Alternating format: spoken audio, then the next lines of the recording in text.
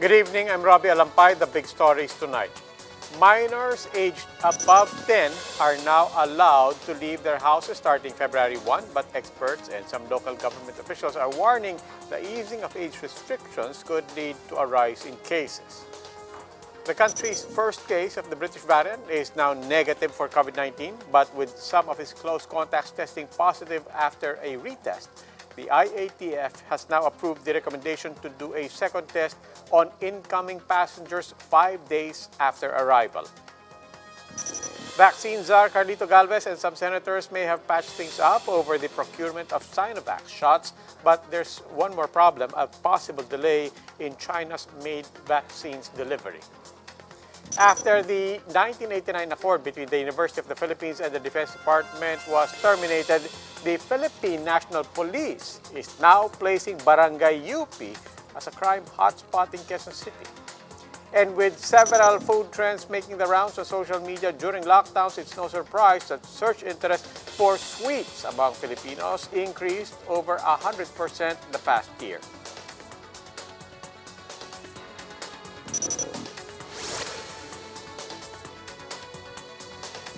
We begin tonight with the IATF relaxing age restrictions in areas under MGCQ in hopes of helping the economy bounce back. But is this the right time to do so? Some experts and LGUs think not. Jenny Dongon with a big story. Starting February 1, those aged above 10 to 65 will now be allowed to leave their houses. The Interagency Task Force on Emerging Infectious Diseases has just eased its age-based restrictions, but only in areas under Modified General Community Quarantine or MGCQ. Sa mga lugar na GCQ or General Community Quarantine, hinihikayat po natin na sana po payagan na rin lumabas yung 10 to 65. Pero uulitin ko po, decision pa rin po yan ng mga lokal na pamahalaan. The palace says this move will help the economy to slowly recover after months of lockdown. The Health Department reiterates the need to strike a balance between health and the economy. As long as we continue to implement and comply with the minimum public health standards, kahit naman anong age siyang lumalabas, no, as long as compliant tayo, we are protected and we are assured na yung infection risk would be very low. But for Marikina City Mayor Marcy Teodoro, this is not yet a time to ease age-based restrictions. Marikina may still be under GCQ, but it's the nearby province of Rizal is already under MGCQ. Baka hindi maging ligtas yun para sa lahat ng LGU. Hindi namin papayagan ang mga namanggaling sa ibang lugar at dito pupunta yung mga 10 years old o yung mga bata. Dahil ang Marikina katabi ay Rizal, sa Rizal nasa MGCQ. Pero ang Marikina ay GCQ, hintayin natin na maisagawa natin yung vaccination program natin para ma-achieve muna natin yung tinatawag na herd or population immunity. The UP Octa Research is also against the move. They say easing age restrictions can affect the trend of COVID-19 cases in the country. Given the paucity of data with regards to the UK variant, the more contagious UK variant, we should forgo any drastic policy changes as far as our vulnerable groups are concerned. Interior Undersecretary Martin Dino said cities and barangays will just have to follow the law and strictly implement health protocols in their areas. At talagang marami ding magulang naman ang ayaw naman na palabasin talaga yung anak nila. Dahil nga merong lumabas na naman na bagong strain. Ayan ang tinadahanan ng batas, sundin natin. Ang gagawin lang ng barangay ay i-monitor natin yan. For now, the Octa Research said it will monitor the impact of the eased age restrictions on the case rate over the next 2 to 3 weeks. They are also urging the youth as well as their parents to strictly follow health guidelines. For News 5, Jenny Dongon, We Are One News. The country's first case of the British variant is now COVID-19 free, and with his close contacts testing positive for the disease after retest, the IATF has now approved the move to conduct another test for all inbound passengers. The details in Greg Gregorio's report. After about 2 weeks, the country's first British variant case has already tested negative from COVID-19, but he will not be discharged just yet. The health department says he still has to undergo thorough assessment for another 2 weeks. As for some of his close contacts, the Philippine Genome Center has yet to wrap its gene sequencing on the samples, including those of his mother and girlfriend. This will determine if they're carrying the UK strain. Wala pa ho tayong resulta galing sa Philippine Genome Center. Just yesterday, they called us and there was something wrong with the machine that they were using. So they had to stop the process at kanila pong inayos muna. And they committed na baka Sabado po lumabas ang sequencing natin. The DOH has also sought the help of the National Bureau of Investigation to track 2 more of the index cases co-passengers who remain out of reach. With the threat of the UK variant still around, infectious diseases specialist Jean Solante, speaking with the chiefs, calls for a review of local travel protocols. What we want to prevent now is from Manila and then transferring again to Cebu, to Davao, or to other provinces, and that will really be very dangerous. To curb such dangers, the Interagency Task Force on Emerging Infectious Diseases has approved the DOH's recommendation to do a second swab test on inbound passengers 5 days after their arrival.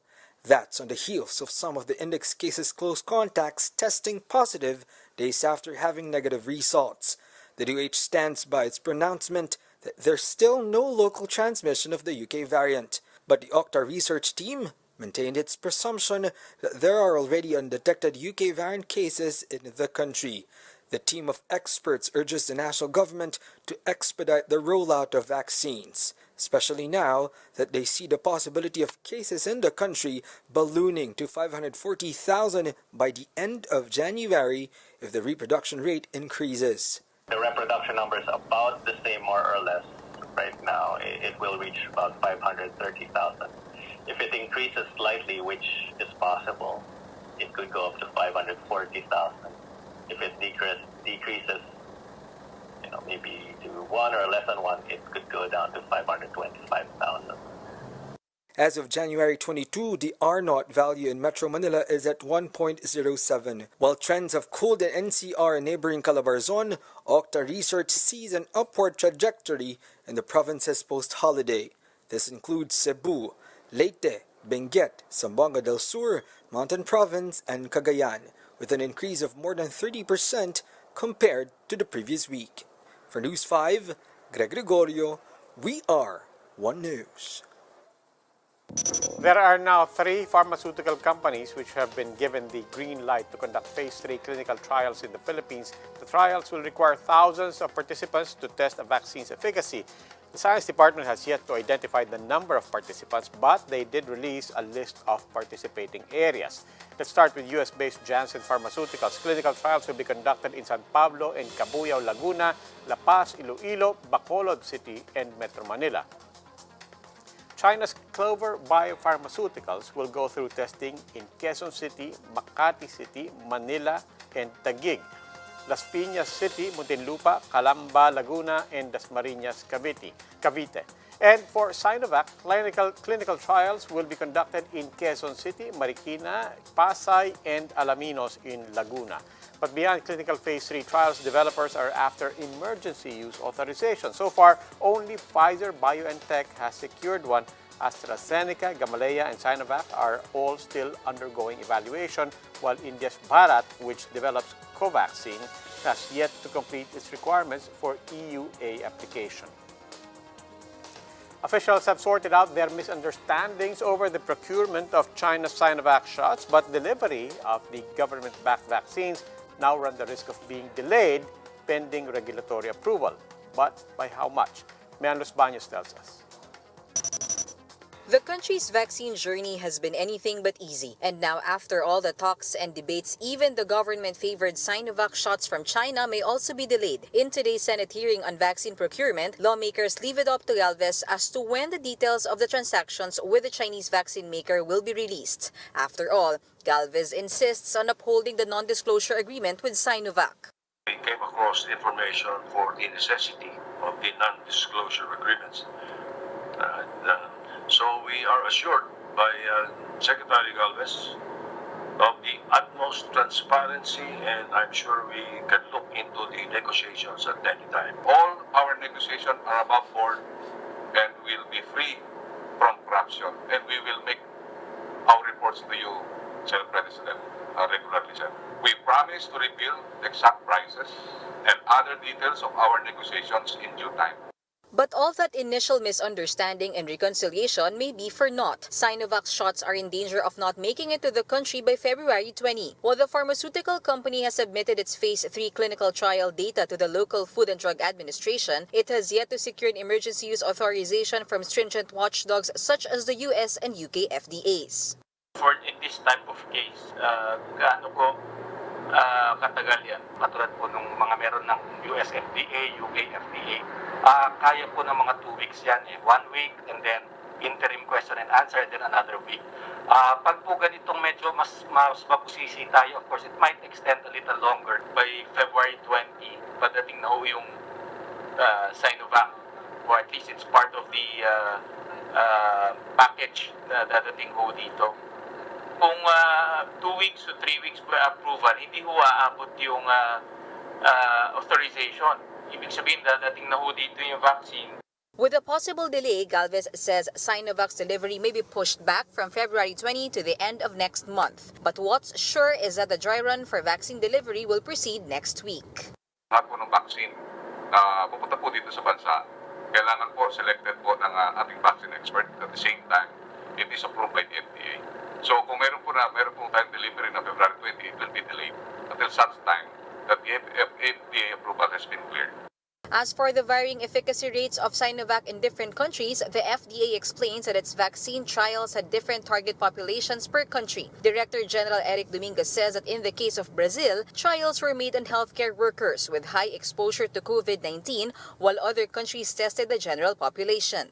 Maaring gamitin ito sa mga community na mababa ang transmission, pero hindi siya para sa mga health worker na very high risk. So ganun po ang ating mga nagiging pag-aaral. Pero yun nga po, hinihintay ko pa rin po talaga yung evaluation ng experts natin. And despite the shots coming from China, Galvez insists there will be no compromises when it comes to the country's stake in the West Philippine Sea. But he says maritime issues should be set aside for now in order to save humanity. He also urges lawmakers to pass a law to fast-track the procurement processes, particularly on vaccines. The current procurement law, he says, paved the way for other countries to procure shots ahead of the Philippines. Reporting for News 5, Mean Los Baños, we are One News. We'll go for a quick break. When the big story returns. Just after the UP-DND Accord was terminated, Barangay UP Campus has just been classified as a crime hotspot in Quezon City. And the full train operation of the LRT Line 2 has resumed starting today, but it is no longer as fast as it used to be. Find out why later.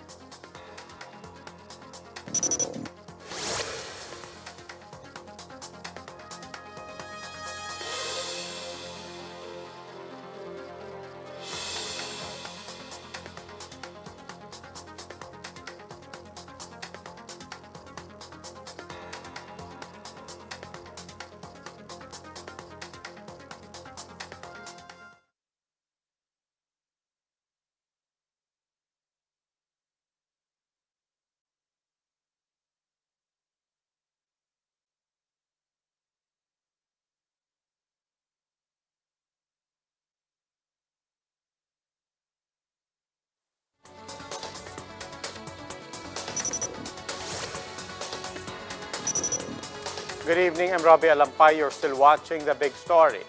LRT2 commute warriors, listen up. 3 stations have reopened today after ceasing operations for more than a year due to electrical fire. But passengers are expected to have longer travel times. Why is that? JC Cosico tells us in this report. Jackie Oro travels daily from Pasig to Manila for work. She had a hard time commuting when the Santolan to Anonas route of LRT2 was closed for over a year. Mahirap talaga sumakay dito sa area namin. Mahirap sumakay ng papuntang Cubao. Taxi, motor. Mahirap kasi unang-unang pandemic, nakakatakot ma-expose. Okay. Pero wala naman choice kasi kailangan natin kumayod, magtrabaho. The Santolan to Anonas stations had to close back in October 2019 after a power rectifier of the railway caught fire. After nearly 16 months, full train services of the LRT2 resumed today. But only a few passengers were seen riding the train this morning. The LRT2 management said technical procurement issues and the pandemic delayed repair works. Nagkaroon tayo ng mga technical issues doon sa procurement, so nag-delay ito ng konti hanggang sa abutan na tayo ng pandemic. Nandiyan na rin yung issue nung kumuha tayo ng technical consultant, yung nakuha nating technical consultant, siyempre mga foreigners yan, sila yung experts, hindi rin makabiyahe papunta rito, na natenga na rin sila abroad. Nandiyan na rin yung problema natin ng yung sarili nating mga lockdown. Ano? So kami rin, hindi rin makapagtrabaho, yung mga staff natin, hindi rin maayos yung kanilang mga paperworks natin. Power supply remains temporary. That's why LRT2 line trains only run at 30 kilometers per hour from the usual 60 to 70 kilometers per hour.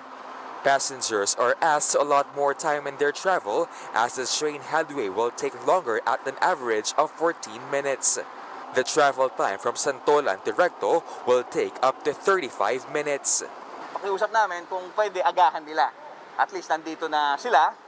And then, yun nga, habaan din natin yung pasensya. No, humihingi kami ng pasensya sa kanila. With this situation, we're doing our best. The usual health protocols are still being implemented at the LRT2, including temperature checks and disinfection. Only 212 passengers are allowed to board per train set. Markers are also in place to ensure physical distancing, while talking inside the train is still prohibited. Medyo maluwag na po. Pati yung nakakamenos na rin po ng pamasahe. Mas mabilis na yung sa transportation namin. The last train trip at the LRT2 Santolan station in Pasig will be at 8:30 p.m., while the last trip from Recto in Manila will be at 9 p.m. The LRTA also announced that the stations in Marikina and Antipolo will be open to the public on April 26. For News 5, JC Cosico, VR1 News. The Philippine National Police now says it considers Barangay UP campus as a crime hotspot in Quezon City. The PNP says the barangay ranks 20th in peace and order among 140 villages in Quezon City. For the last 5 years, the PNP says Barangay UP had 250 drug-related cases, at least 100 theft and robbery incidents, 21 rape cases, and 14 murders. The PNP says, however, the index crime trend there actually dropped significantly last year. Non-index crimes, though, such as illegal gambling, violence against women and children, direct assault, and homicide remain consistent. In a statement, PNP spokesman Ildebrandi Osana says that during a dialogue, the Commission on Higher Education noted the prevalence of drug problems in the state university.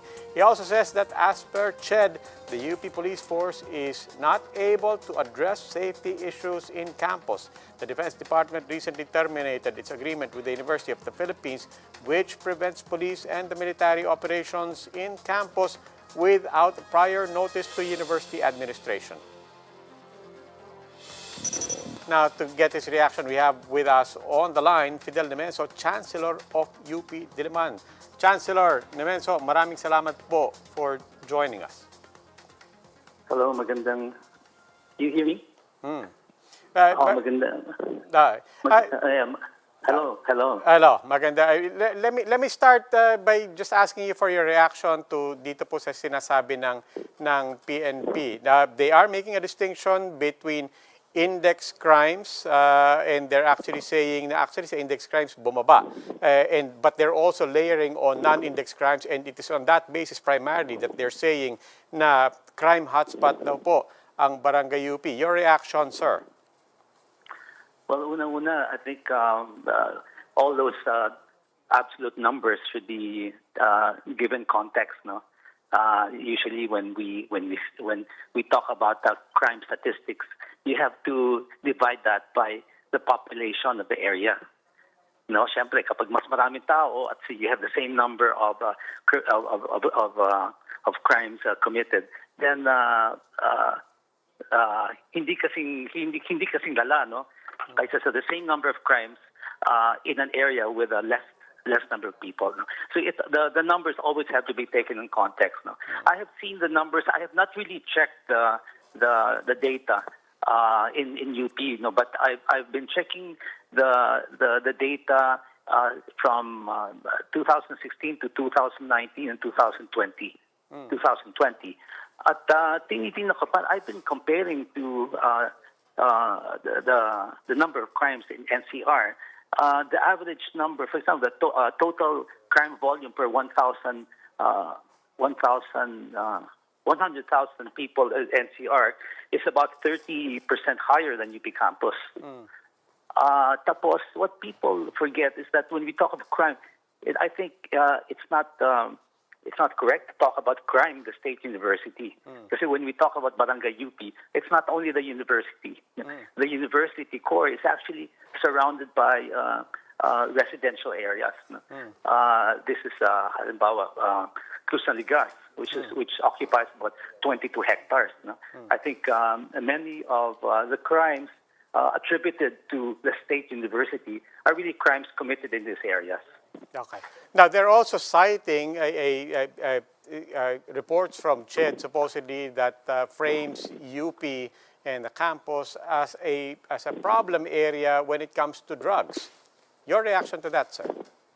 Well, we have reports of drug activity in some residential areas, but this is outside the academic core. This is in areas like Cruz ng Ligas, which is of a different character compared to the academic core. So I think every time you talk about drug problems in university, we're not talking about the university. We're talking about a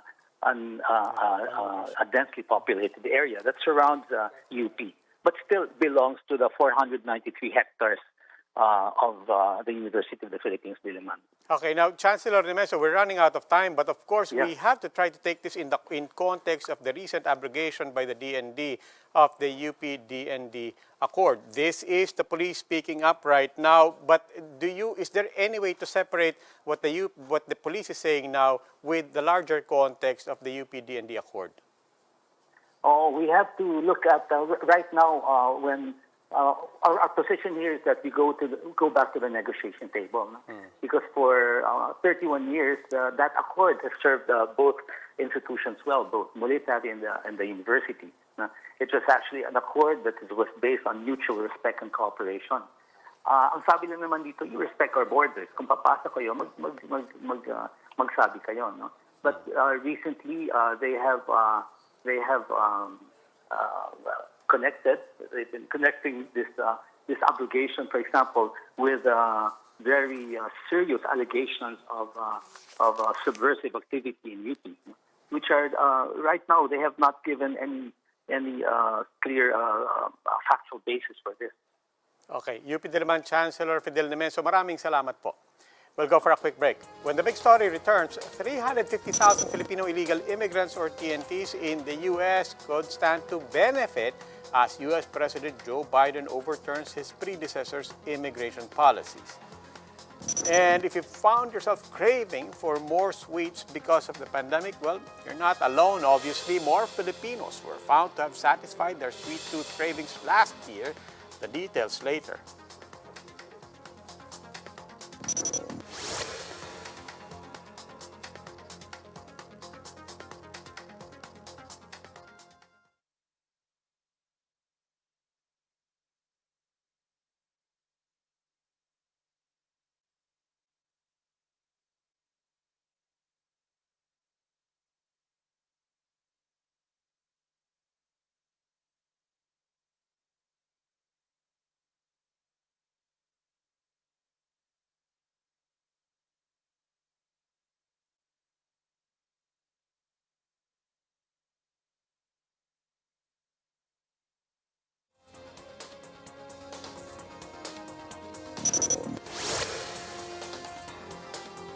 Good evening. You're still watching The Big Story. I'm Robbie Alampay.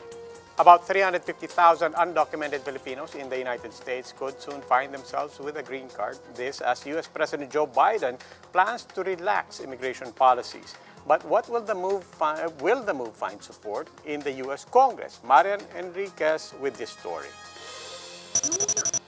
Elizabeth Barbiera has been living in the United States for 35 years. She had hoped to sponsor her brother Arnulfo to live in America back in 2001. He works in the Philippines, but we know for real that he can earn much more here. I'm hopeful that there will be no more deterrent, that they will not, because I know there's talks of stopping the family-sponsored immigration. But former U.S. President Donald Trump tried to eliminate what he called chain migration, the process by which American citizens help foreign relatives gain citizenship. But with President Joe Biden overturning Trump's immigration orders, Filipino Americans like Elizabeth found renewed hope. Biden's U.S. Citizenship Act of 2021 seeks to give protected status and an 8-year path to citizenship for illegal immigrants in the country as of January 1. This would make farm workers, recipients of Deferred Action for Childhood Arrivals or DACA, and those with temporary protected status to be immediately eligible for green cards. There are already a number of co-sponsors who have been announced to have those discussions. It's not hyperbole. But Biden's immigration plan may face a Republican wall in Congress. Florida Senator Marco Rubio called the immigration reform bill a non-starter. Rubio said there are other issues that they can work cooperatively on with Biden, but a blanket amnesty for illegal immigrants is not one of them. In a Twitter post, another Republican Senator, Tom Cotton, said there are 10 million jobless Americans and Biden's immigration policy will lead to more job competition. Cotton called Biden's plan a radical and far-left policy that American people don't want.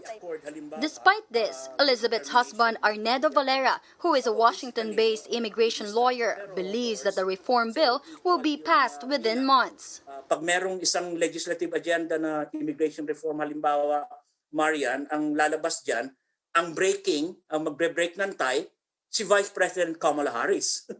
So yung Democrat. So tiyak na papasa yun. So give and take, bigyan mo yan ng 6 to 10 months. Valera said at least 350,000 undocumented Filipinos will benefit once this bill is passed. And since Biden ordered a pause on some deportations for 100 days starting Friday, undocumented Filipinos in the U.S. can now leave without fear. They can also apply for green card and citizenship so long as they're paying taxes and have no criminal record. Parang patawad sa lahat ng nag-overstay dito at sa lahat ng mga nagtrabaho ng illegal. While the easing of immigration policies may be beneficial to many Filipinos, International Studies Professor Renato De Castro says all may not be well when it comes to U.S.-Philippines relations under Biden and President Rodrigo Duterte. Well, isa kong masasabi ko na it won't be business as usual. Tatlong aspeto ho yung titignan natin. Unang-una, yung alyansa bilang alliance, no? Hindi yan personal connection o pagkakaibigan ng dalawang individual, no? Pangalawa ho, yung issue ng human rights na maaari yung ilabas at alam na po natin kung paano to tinitignan ng administration ni President Duterte. For News 5, Marian Enriquez, we are One News. And for those who have a sweet tooth and who doesn't, did you notice your cravings intensifying during the pandemic? A study says this is exactly what happened among Filipinos. Online shopping aggregator iPrice Group says Filipinos turned to sweets more than ever since the start of the pandemic. The study was based on keyword searches in the Philippines from October 2019 to November last year. Search interest included the keywords sweets, candy, chocolates, chocolate, and tamis. The study notes that by October last year, search interest in chocolate grew 122% compared to the year before. Experts attribute this to food trends that were conceptualized or have trended while people are stuck at home. And that wraps up today's big story. Catch us again Monday, 8 p.m. Signal Channels 8 and 250. Please like our Facebook page, One News. For more in-depth analysis, visit our webpage, onenews.ph. I'm Robbie Alampay. We are One News. Good evening.